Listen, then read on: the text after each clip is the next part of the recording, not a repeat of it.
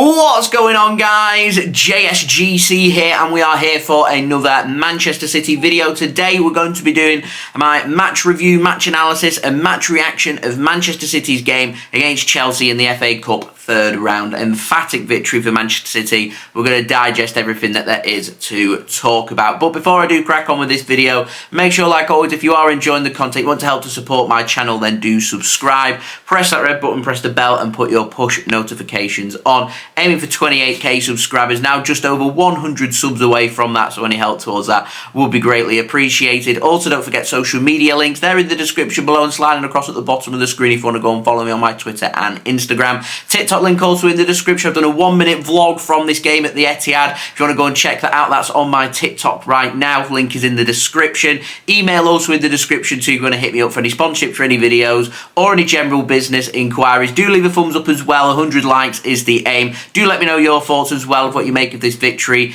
in the comments below. And finally, do go and check out today's video sponsor, which is brought to you by OneFootball.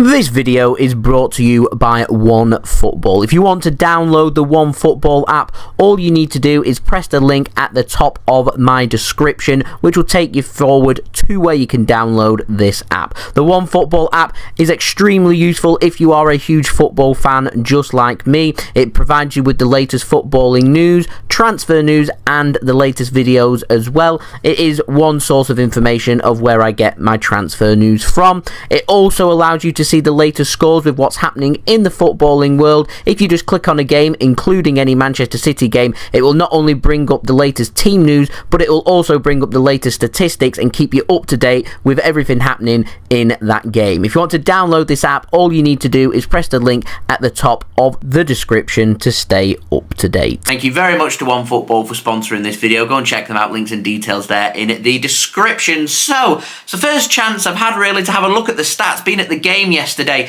you don't really have a chance to digest all of the numbers and everything that is happening and a chance to analyse. You're more just soaking in the atmosphere and taking in the game. And it was a very good performance from Manchester City, very clinical, and they put their opportunities away. We knew what it was going to take to beat Chelsea after beating them on Thursday evening in the Premier League. It takes for the team to be clinical. They need to put their opportunities away because Chelsea don't present many opportunities. And whilst watching the game yesterday, and I did my match vlog, if you want to go and check that out, I gave my thoughts in there. I said this game is all too easy, yet you look at the numbers and it isn't all too easy for Manchester City, mustering up, despite having more possession, nearly 60% possession, only mustering up 9 shots. It seemed like Manchester City had many more shots, but that wasn't the case. It was more the fact that City had 9 shots and 7 of them were on target. They were testing Kepa whenever them opportunities were arising, and the way that Manchester City were working the ball, the build-up play from Manchester City was second to none, with 642 passes from City, creating a couple of clear-cut opportunities as well. The one thing that was really nice to take away from the game is Man City showed that they do still have the finesse in them to be able to capitalise upon their set pieces. 3 set-piece goals yesterday. Obviously, you identify Man City's third goal as being the most fluent, the best goal of the bunch, and you have a look at the build-up play that was required for Manchester City to make that goal happen. However, Man City showed that they've got penalties, put both of them away. Good penalties from Julian Alvarez and from Riyad Mahrez, and a cracking free kick from Riyad Mahrez to break the deadlock and get that all-important first goal and force Chelsea out. City managed to, despite Chelsea having 42% possession, they managed to have 461 passes. They also managed to have a couple of corners, yet managed to create nothing clear-cut, limiting Chelsea to just 3 shots, 1 on target. Stefan Ortega Moreno going in a big game against Chelsea. Let's not forget this is a repeat of the 2021 Champions League final. Stefan Ortega Moreno, I was watching him in the warm-ups, was pulling off some cracking saves. He was anticipating shots coming in at him, yet City limited them really well, and Manchester City's defence was as tight yesterday as what I've seen Manchester City this season, and that's brilliant news because we'd rotated. Kyle Walker didn't have his best performance, I didn't think, at Stamford Bridge, yet looked very solid, very comfortable, playing on as that right wing back for Manchester City. Sergio Gomez came in. I've had my doubts about him. He distributed the ball very well. People say he looks very sceptical at the back and could have seen a red card with a potential challenge being the last man, but it went unpunished. And as an overall performance, his ball distribution was good, found himself into the right areas. It can't have been easy with him being back with the Manchester City squad since the return at the end of the World Cup. He's had no minutes yet. He's come in a solid match against Chelsea and put in a good performance. Joao Cancelo came off the bench and again put in a good performance. It's a good solid build-up from Manchester City in midfield. It was really nice with no Erling Haaland starting. It wasn't more of a front three, it was more of a front four, and it was Phil Foden playing behind Julian Alvarez, and it caused Chelsea problems. And both Alvarez and Foden grabbed themselves a goal because they were both clinical and took their opportunities when it was presented to them. These players showed why Manchester City are a good side, why they do have the depth, and why we can cope if we don't have Erling Haaland there. Now, some people have been suggesting, do we really need Erling Haaland? What we saw from City yesterday was more of the usual shape, and we looked much better, much sharper, without having that acquired striker that's going to just have few touches and score them goals. And I completely disagree with that. Erling Haaland is one of the best strikers in the world, and you'd be crazy not to have a player of that calibre in your attack. He will score goals. What I find more interesting is no Kevin De Bruyne. We seem like we had a little bit more legs and a bit more energy in our midfield. And we've been speaking about long-term Bernardo Silva replacements. Yet I'd be more than happy to see someone like Gundogan dropping deeper if we don't have Bernardo playing and put Phil into the middle, because Kevin De Bruyne is a versatile player, can go on the right, can go on the left, can go in the centre, he can play anywhere across that pitch, and Man City can adapt De Bruyne to make it work. And we know how good Kevin De Bruyne can be. You want Kevin De Bruyne in your team, and so Man City and Pep Guardiola need to find a way of including the likes of Haaland and De Bruyne to make sure that Man City get even better. Riyad Mahrez grabbing a couple of goals. That free kick was a thing of beauty.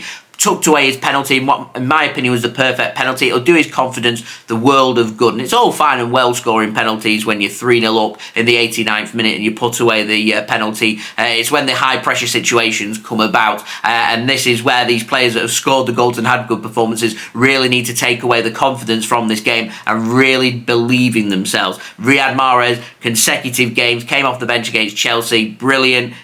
Starts in this game, he's brilliant again, and in my opinion should be starting in the next game against Southampton. If he continues to do well, I'd have him in the derby as well. Now, the only other player I want to speak about really is Cole Palmer, because I've seen some criticism of Cole Palmer on social media, and I think it's unfair. We're looking at a teenager here. He's a player that's not playing in his natural position, tends to play in central midfield. He's been playing on left wing. People have been calling him greedy. He should have put his opportunity away, should have looked for the better options. He's a young player looking to make his mark. If you're a teenager in that situation, you're in the Manchester City team and you see an opportunity to score, you're going to back yourself to be able to put that ball into the back of the net. Because if Cole Palmer puts that ball into the back of the net, everyone's saying Cole Palmer is the next best thing since sliced bread. Misses that opportunity, and all of a sudden, you're not good enough. It really is fine margins, and it just shows how sometimes in their fan base it can be very, very fickle. What I will say is lay off Cole Palmer. If Pep Guardiola thinks he's good enough to be starting for Manchester City, then that's good enough for me. If Pep Guardiola is telling Cole Palmer he needs to learn more and adapt more,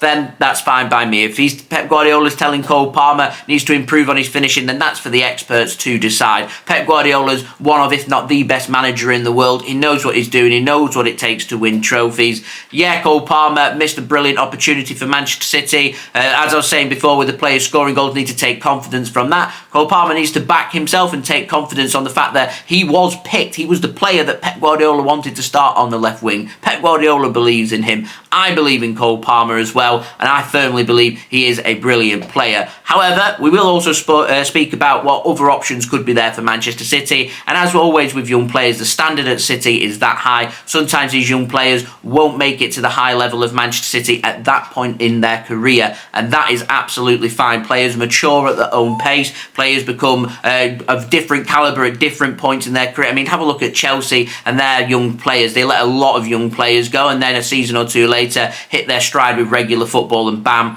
they're absolutely on it. Cole Palmer isn't going to get regular football at Manchester City right now in his development. You know, 3-4 years down the line, who knows? He might still be at Manchester City in a seasoned regular. He might be somewhere else. And if he's somewhere else, then that's absolutely fine as well. I was happy with Cole Palmer's performance yesterday. He worked hard. He tried to make things happen. He backed himself. It didn't work out. It wasn't detrimental to Manchester City or to this game or our progress in the FA Cup. We've won 4-0. Give the kid a break. Manchester City, though, 4 goals, 4-0. Into the 4th round. Keep an eye on tonight's game. Oxford taking on Arsenal. The winner plays Manchester City at the Etihad Stadium. Brilliant performance, and if Manchester City can keep up this performance going into our next coming games, including our next match against Southampton, I'm confident we can progress to the semi-final of the Carabao Cup, and I'm confident we can go to Old Trafford on Saturday. If we play like we did here against Chelsea, even with a rotated team out, we can go there, pick up the 3 points, and get that pressure really applied